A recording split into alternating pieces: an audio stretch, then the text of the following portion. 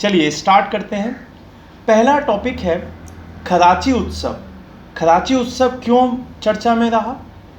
क्योंकि अभी त्रिपुरा में खराची उत्सव मनाया जाना है, जो कि ऐसा कहा जाता है कि वहाँ की जो शाही परिवार है राजमाला, उसके अनुसार रानी हीरावती एक बार महारानी नदी में स्नान करने गई थी और वहाँ पर एक जंगली भैंसे को 14 देवताओं का पीछा करते हुए उन्होंने देखा। तो रानी हीरावती के कपड़ों का यूज़ कर कर उन देवताओं ने उस जो भैंस थी उसको मार के उनके द्वारा उसको तृप्ति दी। इसी वजह से उन देवताओं ने महल का दौरा किया और शाही परिवार में उस दिन से जंगली भैंसों की बलि दी जाने लगी। इसी बलि के उत्सव के रूप में चेंज कर दिया गया और खराची उत्सव नाम दिया गया। इसीलिए खराची उत्सव बहुत ज़्यादा मेन है। कहाँ पर? त्रिपुरा में। ठीक है, कुछ बातें और जान लेते हैं, जैसे कि त्रिपुरा की क्या राजधानी है? अगरतला। त्रिपुरा के जो मुख्यमंत्री हैं वो हैं डॉक्टर मानिक शाह। त्रिपुरा के जो राज्यपाल हैं वो हैं सत्यदेव नारायण आर्य। ठीक है, तो यहाँ से कुछ बातें जो निकली कि खराची उत्सव कहाँ मनाया जाता है, वो मनाया जाता है आपके त्रिपुरा में। यहाँ पर आपको एक बात और ध्यान रखनी है कि बांग्लादेश के भक्त भी यहाँ पर आते हैं। ठीक है, और ये शाही परिवार की जो रानी हीरावती थी उनकी कथाओं के साथ इसका रिलेशन है। चलिए अगली न्यूज़ पर चलते हैं। आर के गुप्ता को नियुक्त किया गया उपचुनाव आयुक्त। तो जो आर के गुप्ता जी हैं उनको नया उपचुनाव आयुक्त नियुक्त किया गया है। कार्मिक मंत्रालय के द्वारा एक जारी आदेश में कहा गया कि वरिष्ठ अधिकारी आर के गुप्ता को उपचुनाव आयुक्त के रूप में नियुक्त किया गया है। उन्होंने टी श्रीकांत इनका स्थान लिया है। केंद्रीय सचिवालय सेवा CSS के अधिकारी गुप्ता अगले साल 28 फरवरी तक अपनी सेवा निवृत्ति की तारीख तक उपचुनाव आयुक्त रहेंगे। ठीक है, अब यहाँ पे हम देख लेते हैं जो निर्वाचन आयोग है उससे जुड़ी हुई कुछ बातें। तो आपको पता होना चाहिए कि इसका भाग कौन सा है। इसका भाग है आपका 15। इसमें आर्टिकल कौन से आते हैं? तो इसमें जो आर्टिकल आते हैं वो हैं आपके कौन से? 324 से 329 तक। ठीक है, और आपको ये भी पता होना चाहिए कि इसकी स्थापना कब हुई है। तो इसकी स्थापना हुई है 25 जनवरी 1950 को। ठीक है, ये इसकी स्थापना है। इसके साथ साथ ये एक संवैधानिक निकाय है, कॉन्स्टिट्यूशनल बॉडी है, और स्वायत्त व अर्ध न्यायिक संस्था भी है। क्या है? स्वायत्त व अर्ध न्यायिक संस्था। ठीक है, क्वार्शियल ज्यूडिशरी सिस्टम है ये। ठीक है, चुनाव आयोग के बारे में अगर हम कुछ और बातें करें तो भारत के जो मुख्य चुनाव आयुक्त हैं वो अभी राजीव कुमार जी हैं, और जो चुनाव आयुक्त हैं वो अनूप चंद पांडे जी हैं। अगली न्यूज़ पे चलते हैं। यूपी देश में 13 एक्सप्रेसवे बनाने वाला पहला राज्य बना। किसका? भारत का। ठीक है, पहला स्टेट बना है किसका? अपने इंडिया का। ठीक है, कितने एक्सप्रेसवे हैं? 13 एक्सप्रेसवे हैं। तो ये अब चर्चा में क्यों है इसको जान लेते हैं। उत्तर प्रदेश में सबसे बड़े एक्सप्रेसवे नेटवर्क की नींव अब मुख्यमंत्री योगी आदित्यनाथ की बदौलत है। आपको यहाँ से एक चीज़ और पता चली कि जो यूपी है वहाँ के मुख्यमंत्री कौन है? योगी आदित्यनाथ जी हैं। राज्य में जल्द ही दुनिया भर के कई अन्य देशों से बेहतर राजमार्ग संपर्क होगा। राज्य में अब 13 एक्सप्रेसवे हैं, जो ऐसा करने वाला देश का, बहुत इंपॉर्टेंट है, देश का पहला राज्य बन गया है। और टोटल लेंथ जो है पूरे एक्सप्रेसवेज की वो है 3200 किलोमीटर। कितनी है? 3200 किलोमीटर। ये आपको याद रखनी होगी। यहाँ पर 6 उपयोगों में से और जो दूसरी चीज़ें हैं उनके बारे में बात कर लेते हैं। 6 अब यूज़ में आ गए हैं और 7 अभी बन रहे हैं। ठीक है, तो प्रमुख बिंदु जो हैं उनको देख लेते हैं। 16 जुलाई को प्रधानमंत्री नरेंद्र मोदी जी के द्वारा आधिकारिक तौर पर 296 किलोमीटर, ये याद रखना है, यूपी के किसी भी एग्जाम में पूछा जा सकता है, 296 किलोमीटर लंबे बुंदेलखंड एक्सप्रेस, कौन सा एक्सप्रेस है, बुंदेलखंड एक्सप्रेस का उद्घाटन करेंगे, जो कि बुंदेलखंड और दिल्ली को जोड़ेगा। पिछले 5 वर्षों में सीएम योगी जी ने राज्य के बुनियादी ढांचे में काफ़ी बदलाव किया है। भाजपा की जो सरकार है उससे महसूस करने के बाद कि बुनियादी ढांचा आर्थिक विकास का इंजन है और सड़कें उन्नति का प्रतिबिंब है, सड़कों के पुनर्जीवित करने के लिए कई प्रयास किए हैं। इसी वजह से आपने देखा होगा इस बजट में, जो कि देश का बजट है, उसमें गति शक्ति एक प्रोजेक्ट पूरा स्टार्ट किया गया है।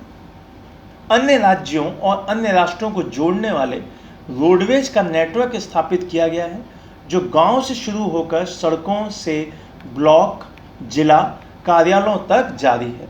70 साल में सिर्फ 1.5 एक्सप्रेसवे बने हैं। एनसीआर और पश्चिमी यूपी की आबादी के लंबे समय से अनुरोध डबल इंजन सरकार द्वारा पूरा किया गया। एक उदाहरण के रूप में देखा जाए कि दिल्ली मेरठ एक्सप्रेसवे को लेना, साथ ही प्रधानमंत्री नरेंद्र मोदी जी ने 594 किलोमीटर का जो लंबा एक गंगा एक्सप्रेसवे है उसका आधारशिला भी रखी। यह एक्सप्रेसवे दिलों को पाटने के साथ साथ पूर्व से पश्चिम के बीच की जो दूरी है उसका काम करेगा।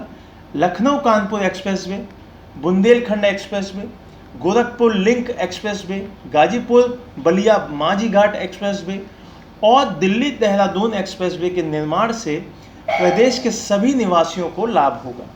साथ ही मोटरवे और एक्सप्रेसवे के जो बगलों में औद्योगिक गलियारों का निर्माण किया जा रहा है उससे भी बहुत ज़्यादा यूजफुल चीज़ें सामने आएंगी। ठीक है, चलिए अगले न्यूज़ पे चलते हैं। 36वें राष्ट्रीय खेल गुजरात में 27 सितंबर से 10 अक्टूबर तक होंगे। इससे यहाँ से एक न्यूज़ क्या पता चली कि जो अब राष्ट्रीय खेल होंगे, नेशनल गेम्स जो होंगे, वो कौन से नंबर के होंगे, वो होंगे आपके 36वें नंबर के। ठीक है, अब देखिए इसके बारे में और जानकारी ले लेते हैं। गुजरात के मुख्यमंत्री भूपेंद्र पटेल, यहाँ से एक बात सामने आई कि गुजरात के मुख्यमंत्री इस वक्त कौन है, भूपेंद्र पटेल। भूपेंद्र पटेल ने घोषणा की कि 36वें राष्ट्रीय खेल उनके राज्य में 27 सितंबर से 10 अक्टूबर तक पहली बार आयोजित किए जाएंगे। अब यहाँ से एक बात और सामने आई कि गुजरात में ये कितनी बार हो चुके हैं, तो अभी तक एक बार भी नहीं हुए थे, ये पहली बार होंगे। ठीक है, गुजरात में ये पहली बार होंगे। 2020 के कोरोना वायरस की वजह से, कुछ कारणों की वजह से ये नहीं हो रहे थे। 7 सालों के अंतराल के बाद, कितने सालों के बाद, 7 सालों के बाद प्रतिष्ठित कार्यक्रम की मेजबानी की जा रही है। परीक्षा जो पिछला वाला गेम था वो था 2015 में। ठीक है, 2015 से 7 साल आप लगाइए, 2022 हो जाता है। ये लास्ट टाइम कहाँ हुआ था, केरल में आयोजित किया गया था। मुख्यमंत्री ने एक नए पोस्ट में दावा भी किया कि गुजरात में अब विश्व स्तरीय एथलेटिक्स सुविधाएं हैं और ये गेम्स वहाँ पे बहुत अच्छी तरह से कराए जाएंगे। ठीक है, अगर हम कुछ और अन्य बातों पर ध्यान दें, राष्ट्रीय खेलों में 34 से अधिक खेलों का इस बार प्रतिनिधित्व किया जाएगा, जो कि 6 अलग अलग शहरों में होंगे। ठीक है, इसमें से कुछ गेम इंडोर हैं और कुछ गेम्स आउटडोर हैं। जैसे कि आप देखेंगे कि athlete, hockey, football, volleyball, lawn tennis, table tennis, judo, कुश्ती, कबड्डी, खो खो, मलखम्ब और योग, इन सभी खेलों में आपको अपने कौशल को प्रदर्शन करने की पूरी छूट रहेगी। इस साल गुजरात के अलावा गोवा भी इस सीट के लिए बहुत ज़्यादा मजबूत उम्मीदवार भी था। जब प्रधानमंत्री नरेंद्र मोदी 2010 में गुजरात के मुख्यमंत्री थे तो वहाँ पर खेल महाकुंभ पहल का अनावरण किया गया था। ठीक है, चलिए अगली न्यूज़ पे चलते हैं। FCRA नियमों में बदलाव बिना अफसर को बताए विदेश से अब 10 लाख रुपए तक भेज सकते हैं। यहाँ से अब आप देखेंगे कि FCRA जो नियम है उसमें बदलाव किए गए हैं। तो सबसे पहले हम देख लेते हैं कि FCRA की फुल फॉर्म क्या होती है। तो F मीन्स होता है फॉरिजन, C फॉर होता है कंट्रीब्यूशन, R फॉर होता है रेगुलेशन और A फॉर होता है act. Foreign, contribution, regulation, act, इसमें क्या होता है कि जो विदेश अंशदान है, विनियमन है, अधिनियम है उससे कुछ चीज़ें रिलेट रहती हैं। तो इसमें देख लेते हैं क्या बदलाव किए गए हैं।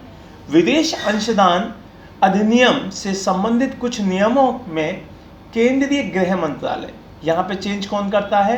केंद्रीय गृह मंत्रालय के द्वारा इसमें चेंज किए गए हैं। कुछ किए गए परिवर्तनों के कारण भारतीयों को अब विदेशों में रहने वाले उनके जो रिलेटिव्स हैं वहाँ से, जो रिश्तेदार हैं वहाँ से, अब सालाना, महीने में नहीं, सालाना 10 लाख रुपए तक प्राप्त करने की अनुमति दी गई है।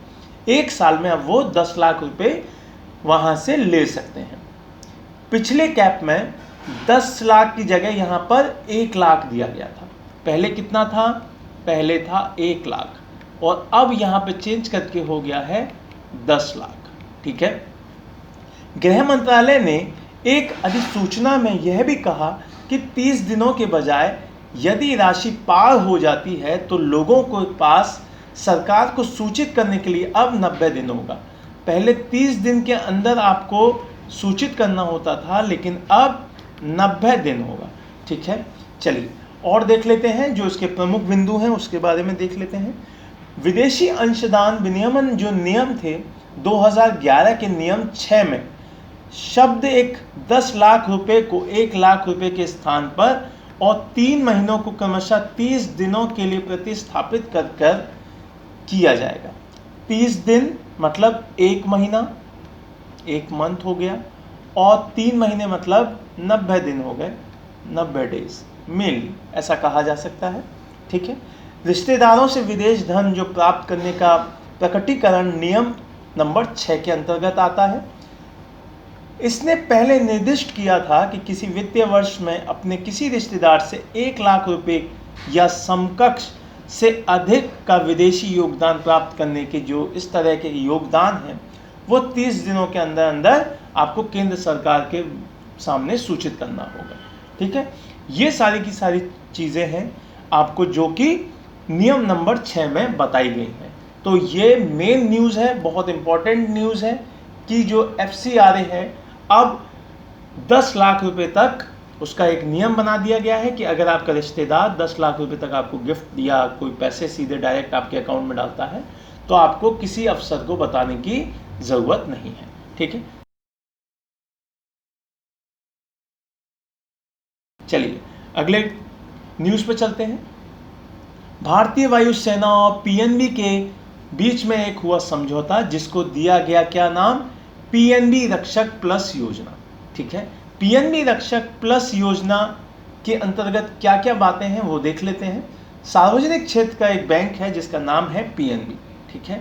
PNB है, उसकी इंडियन एयरफोर्स के साथ एक MOU साइन किया है जिसमें क्या कहा गया है कि PNB रक्षक योजना एक नाम दिया गया है और उसमें कई सारे पॉइंट्स दिए गए हैं। तो चलिए उन पॉइंट्स को देख लेते हैं। 50 लाख रुपये तक का एक पर्सनल एक्सीडेंटल कवर दिया जाएगा। 1 करोड़ रुपये का हवाई दुर्घटना बीमा कवर दिया जाएगा।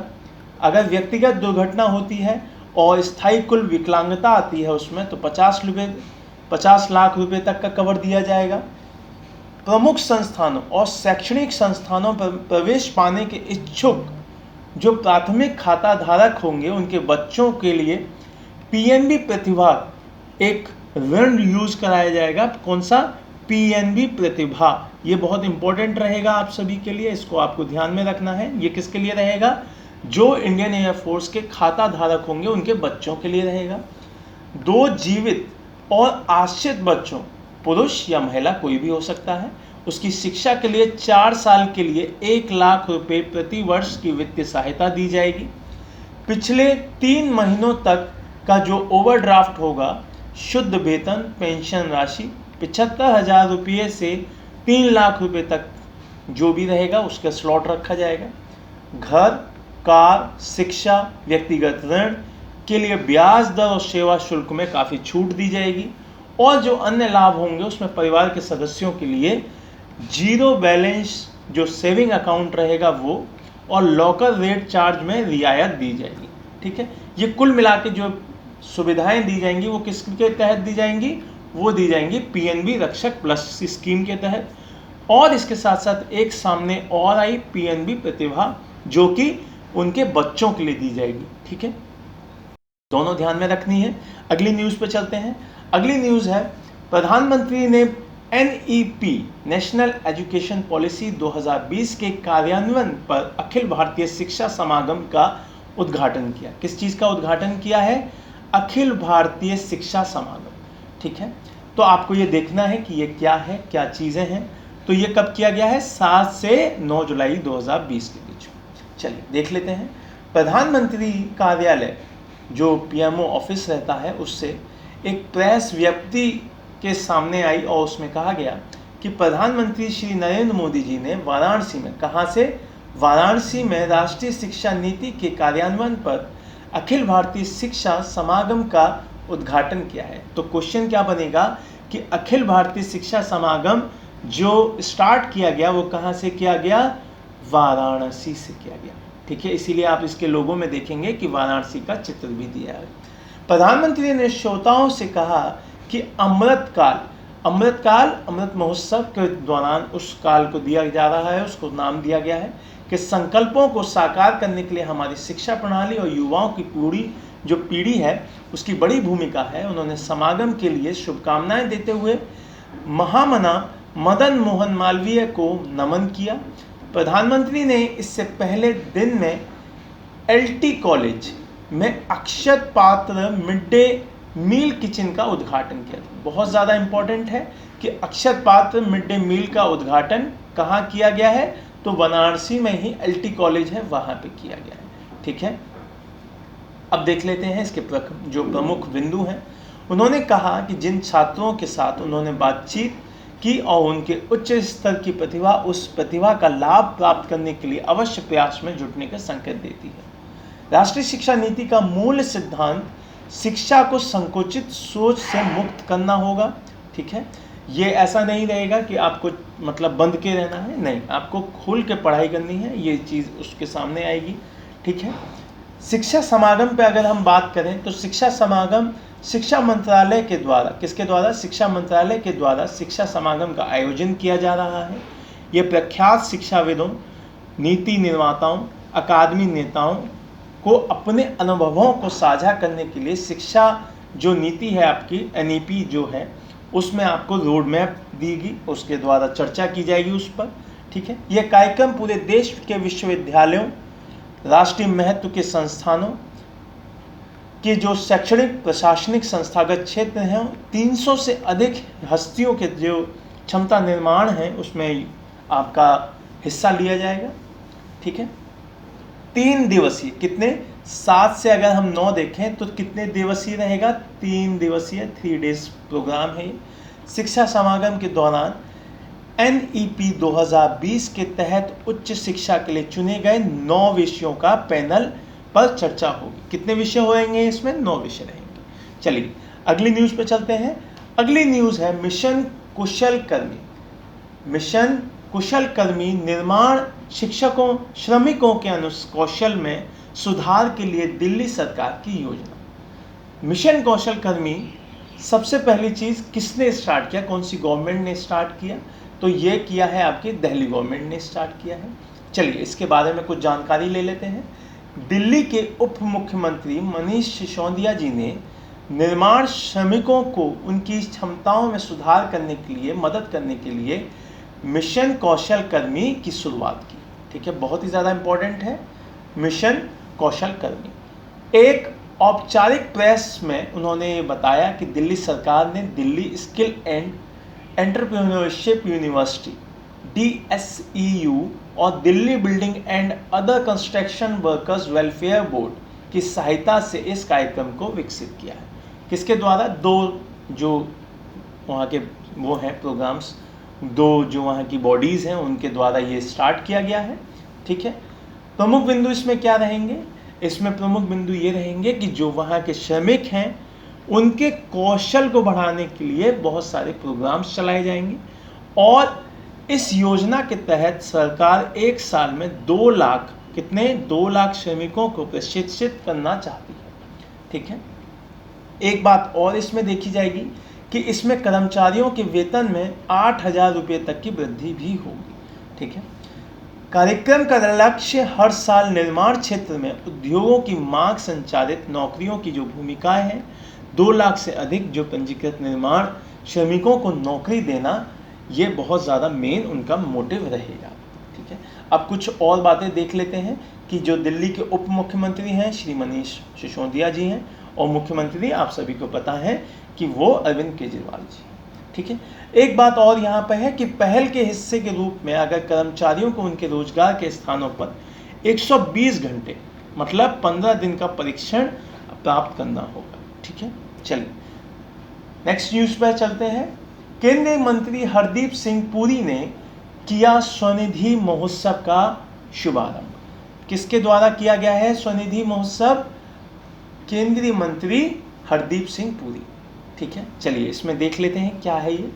प्रधानमंत्री जी ने स्ट्रीट वेंडर्स के लिए, किसके लिए? स्ट्रीट वेंडर्स के लिए आत्मनिर्भर निधि पीएम स्वनिधि, ठीक है, योजना की दूसरी वर्षगांठ के अनुसार अवसर पर आवास और शहरी मंत्रालयों के मंत्री हरदीप सिंह जी किसके मंत्री हैं?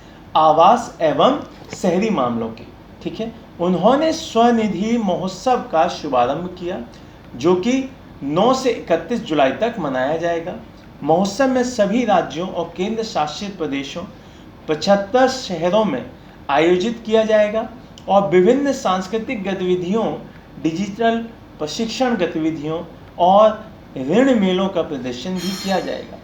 ये 75 सालों के जो हमारा आज़ादी का अमृत महोत्सव मनाया जा रहा है उसी की तर्ज पर 75 शहरों में मनाया जाएगा। ठीक है। चलिए ये बात रही आज की न्यूज़ की, और लास्ट न्यूज़ है आज हमारी। अमित शाह जी ने स्वामी रामानुजाचार्य की स्टैचू ऑफ पीस का किया अनावरण। स्टैचू ऑफ पीस किसके याद में? स्वामी रामानुजाचार्य की। ठीक है। केंद्रीय मंत्री गृह मंत्री जो हैं अमित शाह जी, उन्होंने श्रीनगर में, कहाँ पर, बहुत इंपॉर्टेंट है, स्टैचू ऑफ पीस श्रीनगर में स्वामी रामानुजाचार्य की स्टैचू ऑफ पीस का आभासी रूप से मतलब वर्चुअल रूप से अनावरण किया, जो कि एक सोनवर क्षेत्र पड़ता है वहाँ के एक मंदिर में। संत रामानुजाचार्य, जिन्हें रामानुज के नाम से भी जाना जाता है, एक महान विचारक, दार्शनिक, समाज सुधारक के रूप में माने जाते हैं, जो कि तमिलनाडु के श्री पोरुबदूर में पैदा हुए थे और दक्षिण भारतीय ब्राह्मण हैं। रामानुज के बारे में अगर हम कुछ बात करें कि रामानुज ने अस्पृश्यता के भेदभाव के खिलाफ विद्रोह करने और समाज में एक बड़ा बदलाव लाने की भूमिका निभाने के लिए उन्हें जाना जाता है। यह वैष्णववाद के अनुयायी थे और कई लोगों के मोक्ष का सिद्धांत सिखाते हैं। किसका सिद्धांत दिया है इन्होंने? मोक्ष का सिद्धांत। उन्होंने श्री भाष्य, वेदार्थ संग्रह, भगवत गीता भाष्य सहित कई अन्य किताबें भी लिखी जो उन्होंने विश्वास के आधार पर आदि शंकराचार्य की शिक्षाओं से अलग हैं। शंकराचार्य की शिक्षाओं के अलग हैं। ठीक है। संत लोगों को जन्म और समय से, उनकी जाति से नहीं बल्कि उनके चरित्र से आंकने के लिए जाने जाते हैं। उन्होंने महिलाओं को संन्यास की शुरुआत करने वाला पहला हिंदू आचार्य भी माना जाता है। महिलाओं को अगर संन्यास में लाने का किसी को श्रेय दिया जाता है तो श्री रामानुजाचार्य को दिया जाता है। उन्होंने भक्ति की साथ वेदांत पद्धति के सम्मिश्रण के लिए भी जाना जाता है। रामानुज के निधन के बाद सन्यासी की जो महिला समुदाय हैं उनकी बहुत डल हो गई, उनको फिर पीछे जाना पड़ा, फीकी हो गया वो समुदाय। ठीक है। तो ये कुल मिला के आज की न्यूज़ रही। आपने देखा होगा हमने काफ़ी स्टार्ट किया है, एक नई पहल है ये हमारी। तो अगर आपको यह अच्छी लगी हो तो कमेंट बॉक्स में ज़रूर बताएं और हमारे चैनल को सब्सक्राइब करें, शेयर करें। जय हिंद, जय भारत। अगली क्लास में कल की न्यूज़ लेके चलेंगे। Thank you so much. घर पे रहिए, सुरक्षित रहिए, पढ़ते रहिए।